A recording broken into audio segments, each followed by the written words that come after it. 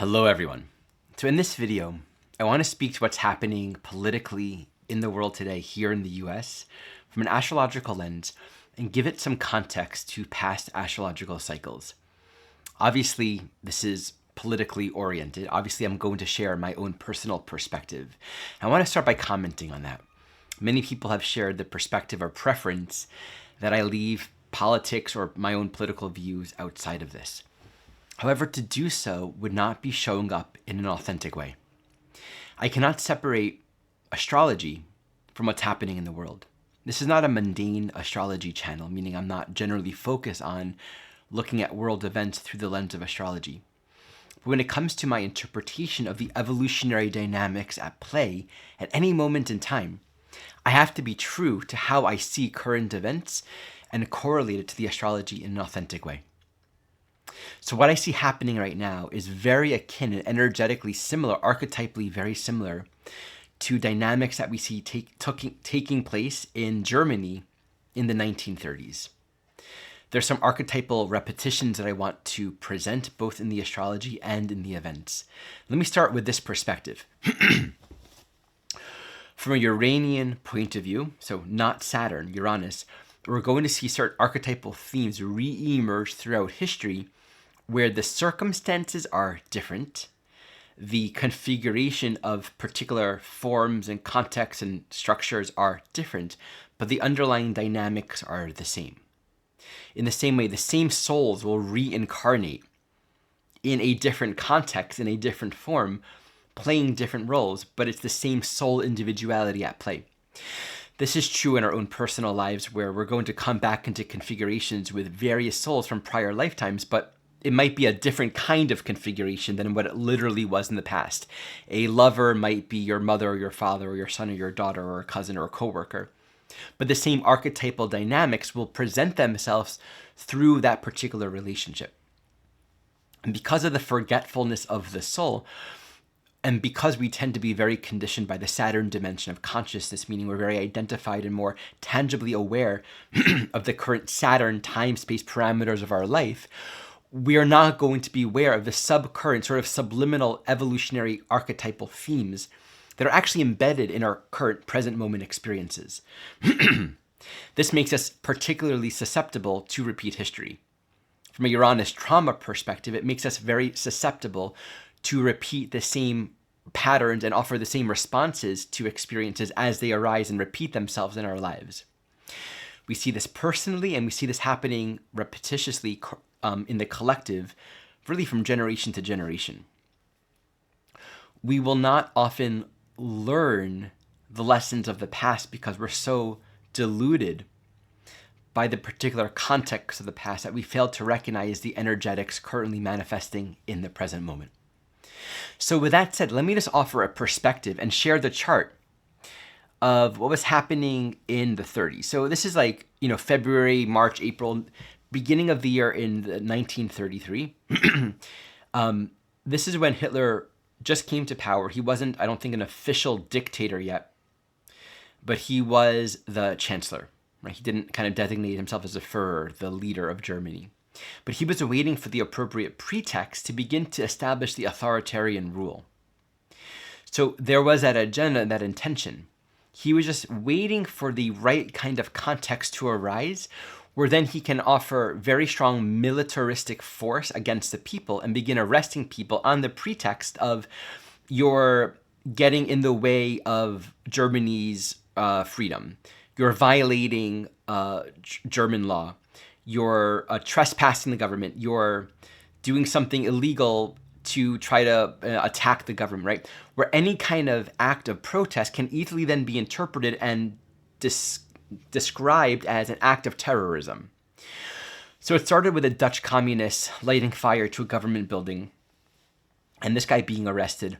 But that being the start to say, okay, now there's social disrest to protect the country and to sort of make sure all kinds of dissents are squashed.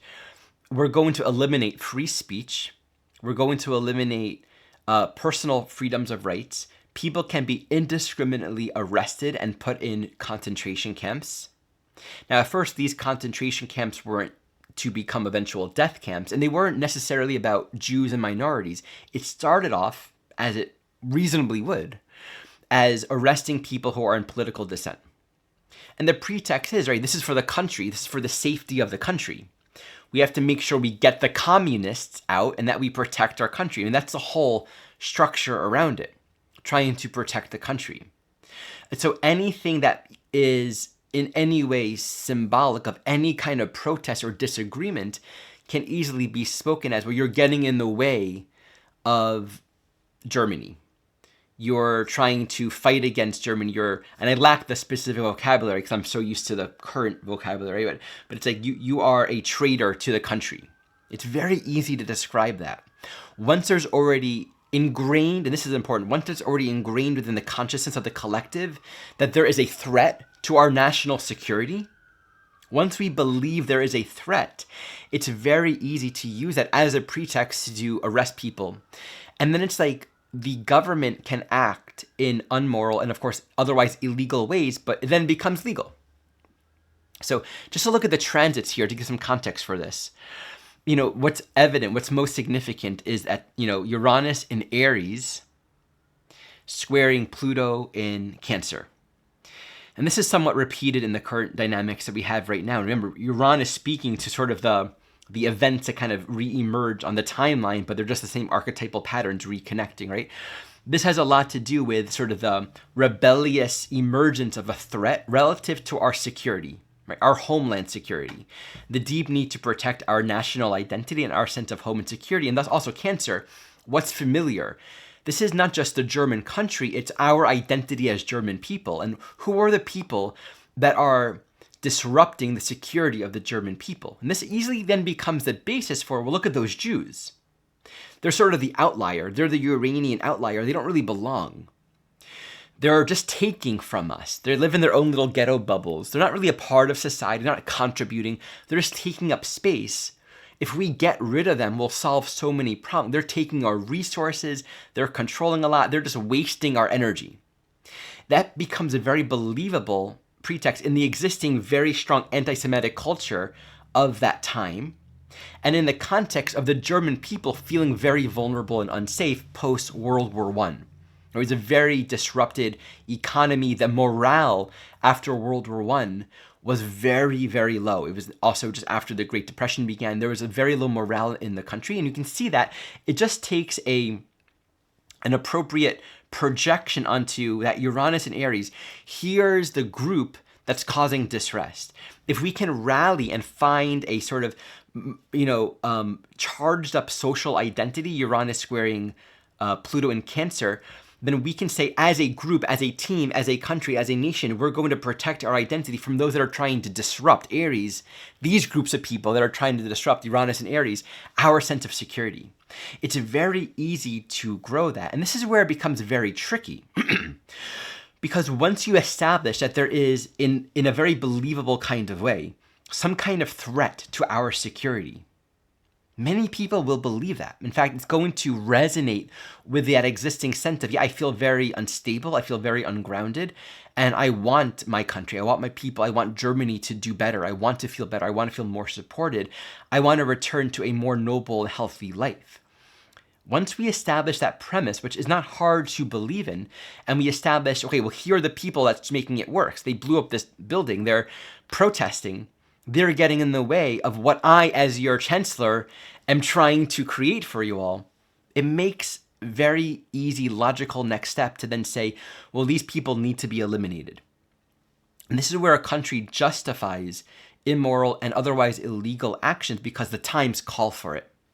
This is profoundly and incredibly similar to what Trump is currently doing in the US. Now, I've known this for a while. All it takes is some level of adequate protest for what ICE is trying to do. So here's the context of what's happening now in the US. Recently, Stephen Miller, and I'm going to come back to him in a moment, told ICE agents that they need to begin arresting 3,000 immigrants a day, right? Arrest and then deport ultimately 3,000 illegal immigrants a day. How do you do that? Well, you can't have any kind of due process. And there are rules, there are laws, right? Due process. You have a right for an attorney. You're protected under the Constitution, even if you're an illegal alien. You don't just get rounded up. And many of these people that are rounded up, documented, are known to either have been in the process of gaining proper citizenship. Some of them already have a green card. And there are all kinds of pretexts that are now being established. I mean, just rounding people up without any kind of proof or documentation, no warrant, no, I'm not looking for this person who is a violent criminal. So if you go to the government website, you'll literally say, I even have it up here. It's dhs.gov. The headline is, ICE continues to arrest vicious, illegal alien criminals as rioters continue to disrupt law enforcement. And yet, what was ICE doing, and why were there protests happening? What happened before the rioting? Just protesting, predominantly peaceful, something the world has seen many, many times over, of course, with a few violent actions from a few, but that's happened. You don't call federal agents, you don't call the Marines on them. Mostly peaceful protesters, but for what? To get those 3,000, that increased quota, ICE began going into otherwise protected public spaces, churches, schools, graduations. Generally, this has been protected. You can't do arrests there. There's a process, even if it's someone illegally here. There is a process. That doesn't just mean it's the law. It also respects a sort of humanity. Children and parents being ripped from each other, going into 7-Elevens and Home Depots and just taking people. Not all of them even illegal. Okay, all of this is happening. These people being detained, sometimes deported without any knowledge of where they're going. That's what's being protested, the illegal actions of this government. The thing is, what's the pretext for these illegal actions? Well, I've heard many things from friends of mine who I've asked about, why do you support this? Well, there were such loose boundaries around the border in the first place. We let so many people in indiscriminately that we need to make proper contrary measures to counter that. That basically says, okay, the government is justified to do illegal and definitely immoral actions because we let too many people in. And I would concede that there has been a border crisis and not adequate work has been done even by the Democratic Party and the Democratic administration to deal with that border crisis. And there's a sort of issue at the border, at the gates, and a lot of people coming in illegally and not having the adequate infrastructure to appropriately deal with that or manage that or set structure around that. Okay, that's here. And so I can understand the argument that there are too many people who came here illegally, but then that then justifies reasonably in the mind, okay, well then it makes sense to just deport a whole lot of people. Yeah, maybe we'll throw in some people there that, are actually here legally or, they're in process or they have a green card, but, they're married to someone who doesn't, right? Or they're supporting people who do, or they're a part of this larger network, or in general, they shouldn't be doing this anyway. It's a whole culture that shouldn't have been developed in the way that it is right now. It's just very easy to justify these illegal actions because we got to fix up a big problem. So Trump just needed the pretext of some kind of protest for the extreme measures of the government to then say, okay, this protest is illegal. It's trying to stop and thwart the government from protecting us from these bad people, these bad hombres. I'm trying to deport all these illegal citizens to get them out of a country because they're causing distress. It's the illegal immigrants that are causing problems in our country. It is not. That is a very significant minority of the problems that we have coming from illegal immigrants who are doing violent crimes. They are not the majority of the violent people. That is a scapegoat pretext that's being established and projected towards these groups of people. They are not the cause of our social, moral, economic, political issues. Our political, social, economic, and moral issues are because of our lack of morality and the way that we've been doing government. It's what we value as a society. It's the way that we value war and profit over over the humanity of people and supporting people to receive what they need. It's because we care more about the wealthy getting wealthier and less about supporting those in true need. We live in a government that does not authentically concern itself with those in greatest need. In terms of the mainstream Christian values, this to me is far from the teachings and the essence of what Christ actually brought forward. We are a war-loving country that funds war, that funds a foreign nation, that is performing an ethnic cleansing and genocide on an entire ethnic group of people. Okay, That's why we have these problems. It's the morality of our country, the short-sightedness of our country, the entitlement of our country, and how we've governed. That is a fundamental piece that will and has to change. It is not because of Mexicans or immigrants. Yes, border issues need to be worked out, and yet we also need to be a safe place for people that have come here. Interestingly enough, why have so many immigrants come here in the first place? Many of these people come from places in Latin America that are in deep political distress because of things that we've done, the coups that we've performed in Latin America. A lot of what's happening in southern countries are actually deeply connected to our own involvement and meddling in their government. That's another topic. Okay, so we have this pretext. People are disrupting law and order, trying to arrest people that shouldn't be here. Reasonable.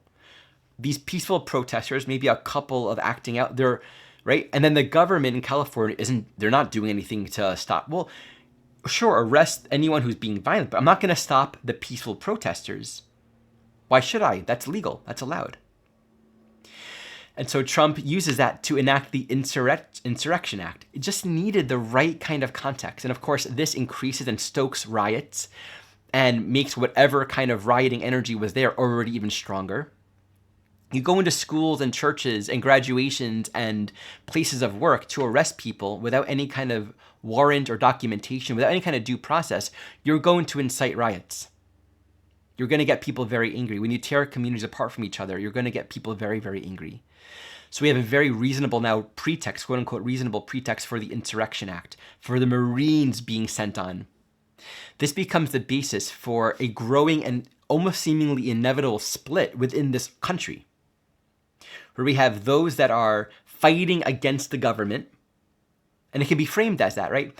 These are radical rebels that are trying to disrupt law and order and are fighting against the government to create disrest and struggle for the United States.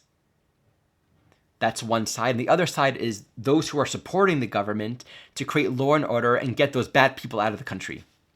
It becomes an easy pretext to do all kinds of things like otherwise wouldn't be legal. But if you can say, well, the Insurrection Act is justified, you can release the military on the people. You can do all kinds of things you otherwise wouldn't do.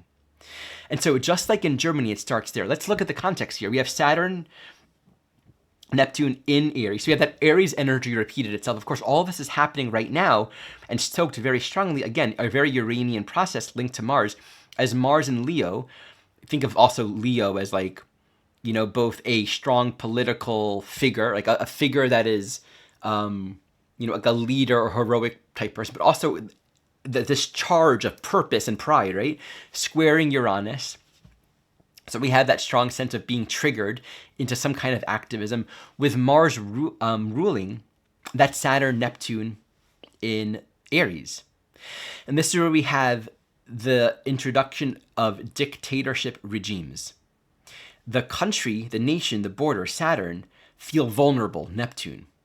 So we got to deport all of these people. And literally Saturn corresponds to race, culture, countries, government. So we can say with a Saturn and Aries, Neptune perspective, that literally speaks to the idea of cleansing the country from a certain ethnicity.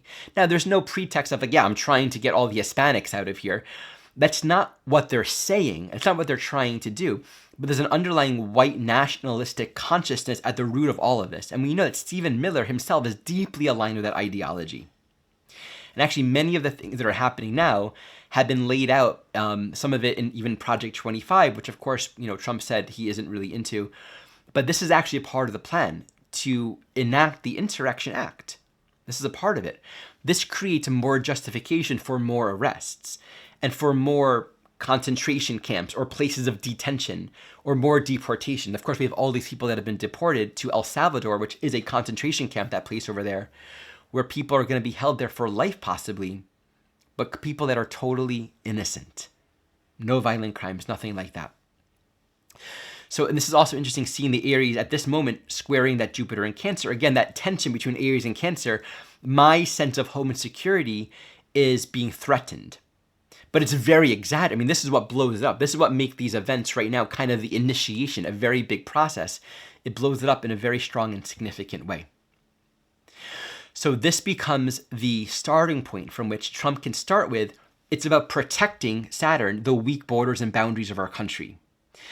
And thus it justifies giving a lot of power and meaning and value to a sort of nationalistic cause and ideal. And we can be completely deluded by it. So when we have Neptune with Saturn, the whole idea is we give a lot of meaning and trust in a particular leader, Saturn, in the president, or in a country, or in a nationalism.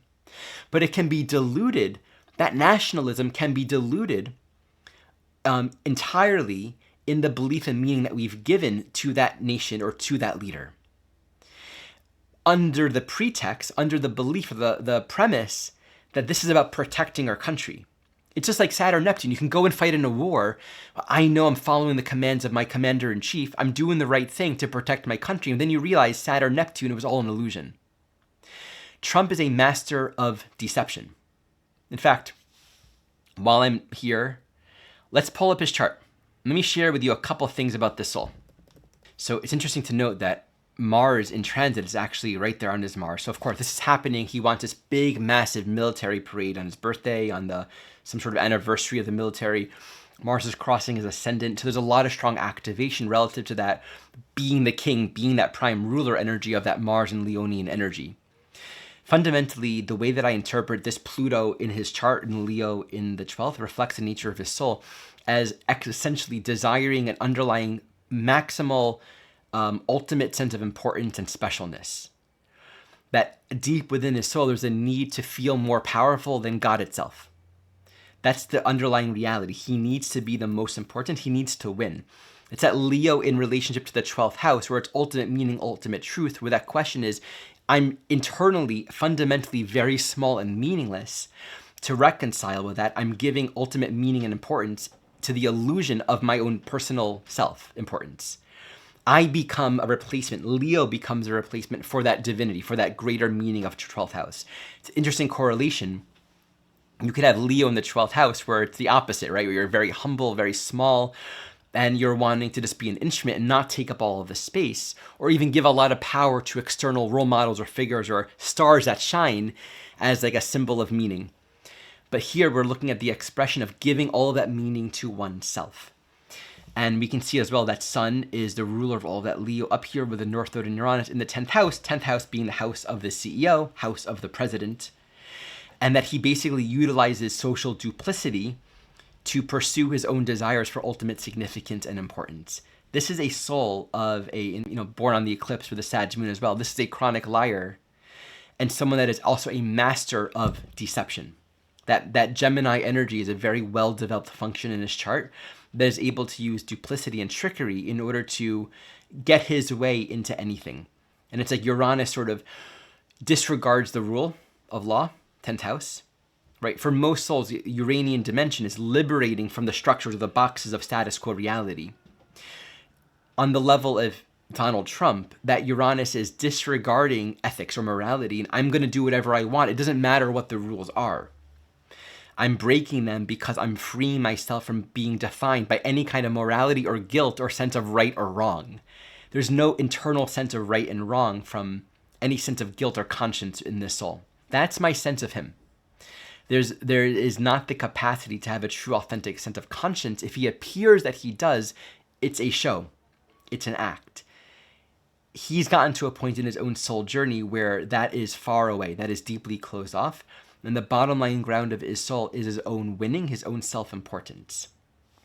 I think this is hard for most of us to understand because most of us simply do not live there. And consciousness, guilt will arise for us. We can't sustain deeply selfish and narcissistic behavior to that extent. But then there are those in the world that do and that have, and it's generally hard for us to understand that psychology, and reasonably so. So that's a perspective on this soul, and it makes a lot of sense seeing what's happening right now. Uranus in the 10th house. Remember that attempted assassination also happened during a Mars-Uranus square, or some kind of strong Uranus aspect with Mars, with Uranus right there on the midheaven. This is actually the next phase of that. So it's the same militaristic energy, parading and showing also very Taurian, all of my physical, all of my military, regalia and all the things that I have. I value that. So It's a typical expression of a dictator to like want to have, I don't know why. I mean, I kind of get it. Like military parade to show off all of the arms. It's like, I'm strong, I'm mighty. You know, that's the whole consciousness of a dictator. They want ultimate power and importance, and they want to instill fear. So coming back to all of these ICE raids and the riots and what Trump and ICE is actually further instigating now, not just in LA, it's happening all over the country, gradually, where there's justification for that insurrection act type activity for very strong resistance against the protesters. So ICE agents and government agents can easily use all kinds of force, and even just standing there can easily be used as you're getting in the way of government policy or you're getting in the way of the law. I mean, at this point, it's incredibly easy to justify all kinds of violent behavior in the pretext of, well, I was defending the country. And we already have so many examples of people being shot or hurt in very violent ways for doing nothing other than standing there or reporting, things like that. So the deception is very strong right now. And that's exactly how it works when we see a dictatorship rise. It's always how it works. Interestingly, the entire span of Hitler coming to power while he was chancellor and eventually the Führer of Germany happened on both sides of the Neptune-Saturn opposition. While Saturn was in Aquarius and then moving into Pisces, while Neptune was in Virgo. And then after that, Saturn moving into Aries. But it's like both sides of that full phase opposition between Saturn and Uranus. So that also is a theme that has repeated. Let me share another chart with you that is important for me to speak to, which is another very strong repetition of what happened in the 1930s. Stephen Miller is like an advisor and like the main propagandist for Trump. He's responsible for a lot of the policy and sort of like the brains behind how to make it work, how to enact this. It's very clear in his chart, the underlying soul dynamics here. Oh, oops. So with that south node in the 10th in the new phase of Saturn, this is a soul who's been generally concerned with his own social power and authority, but it's fueled by that Neptune, that Pluto in the 9th, right? That underlying ideology. So that 9th house, 10th house connection is kind of like how you have a philosophy, and that philosophy then affects the structures or the rules or the laws that are enacted in that country, right? It's like a white nationalist philosophy or perspective on Hispanics or certain groups of people, right? A view.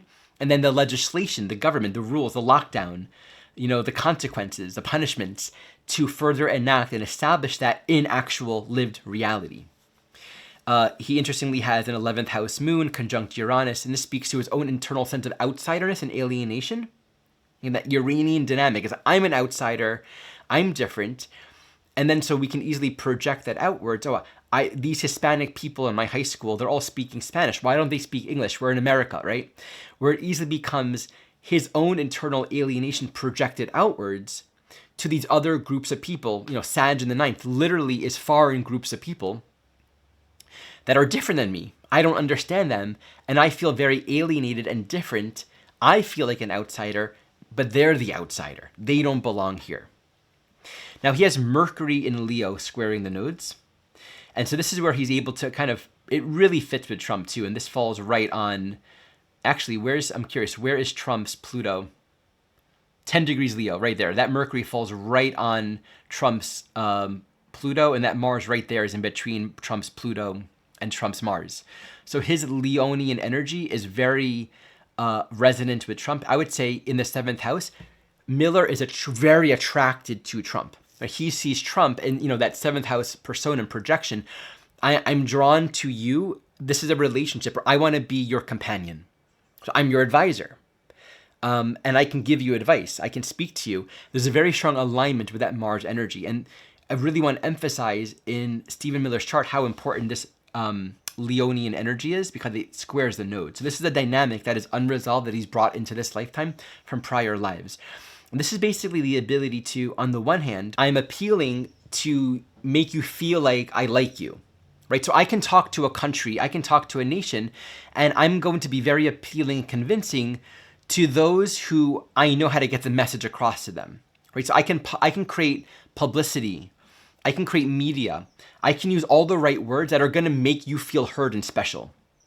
So how many people are feeling motivated and inspired by Miller? It's the pretext of whenever he speaks, the whole context is he's really convincing. There are people violating the rules, dangerous, harmful people, right? And this really appeals to those that feel like, yeah, we got to get the illegals out of this country.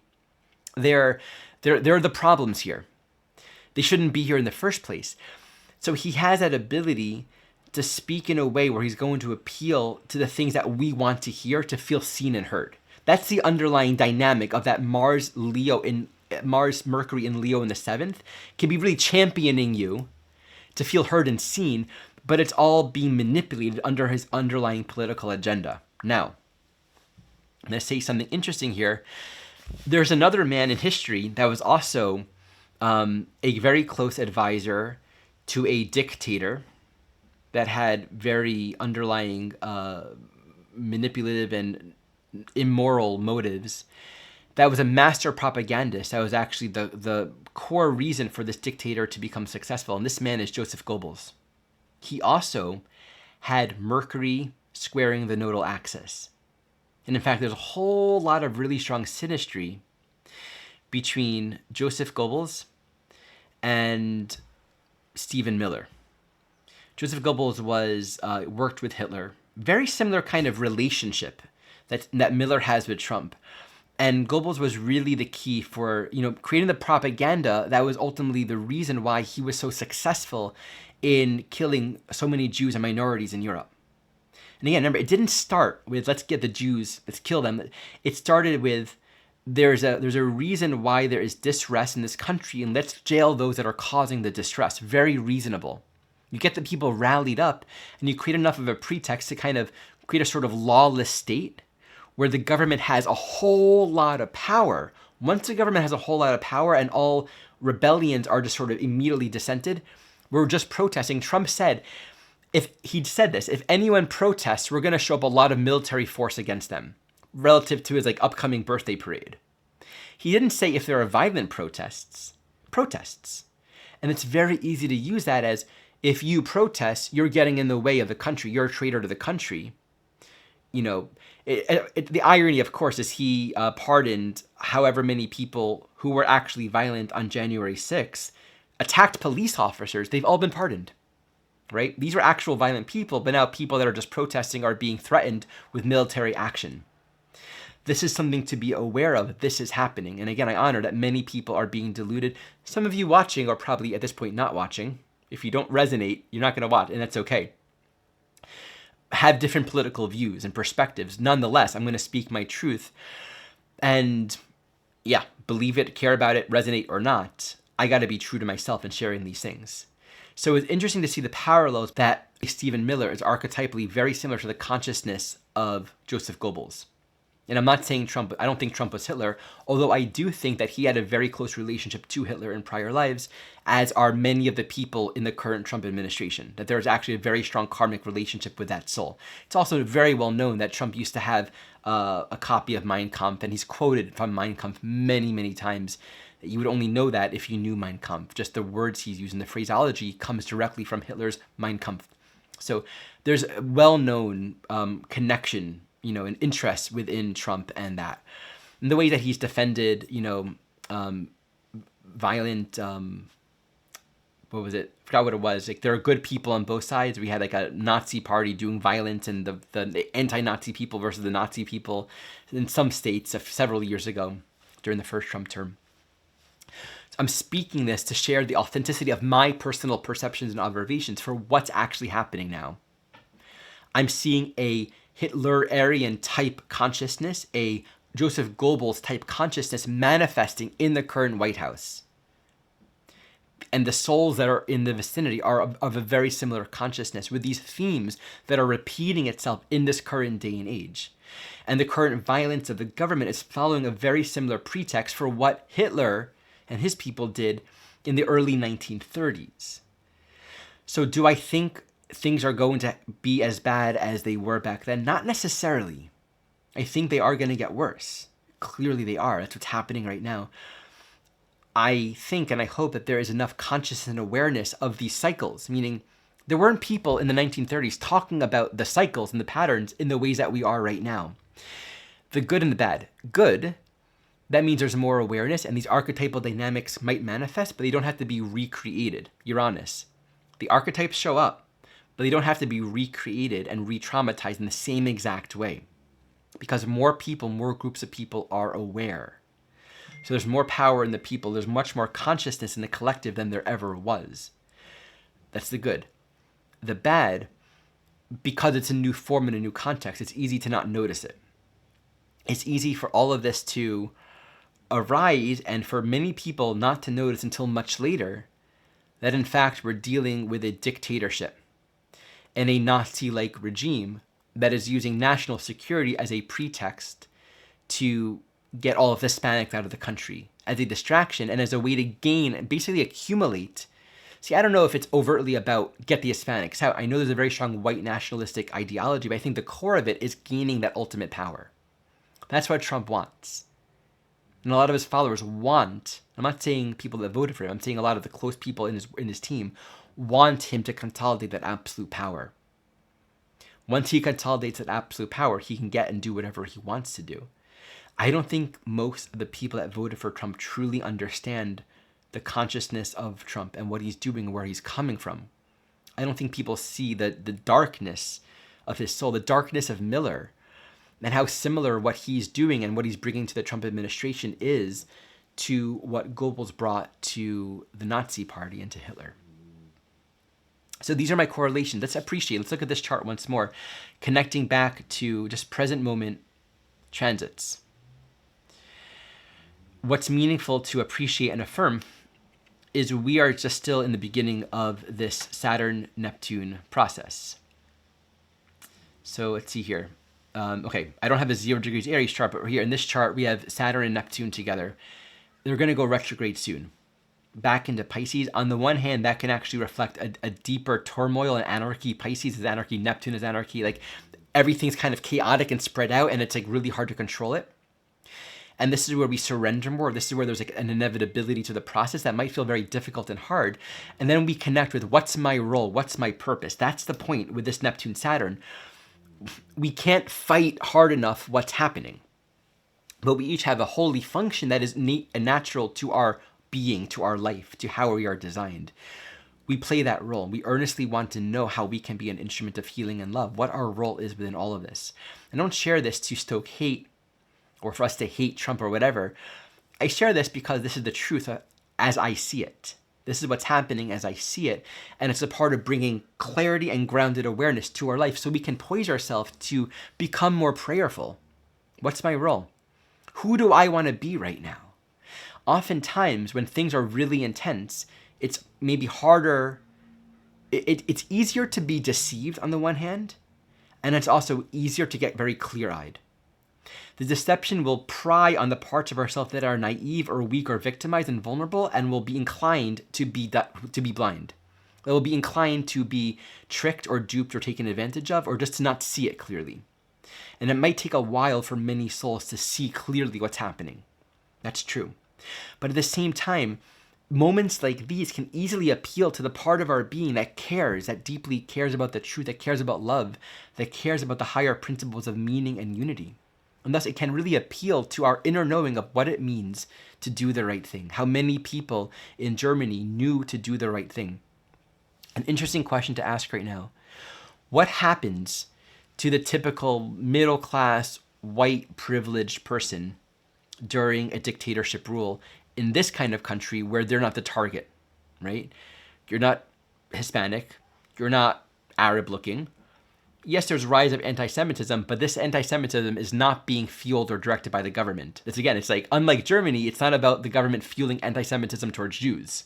It's a different group this time, right?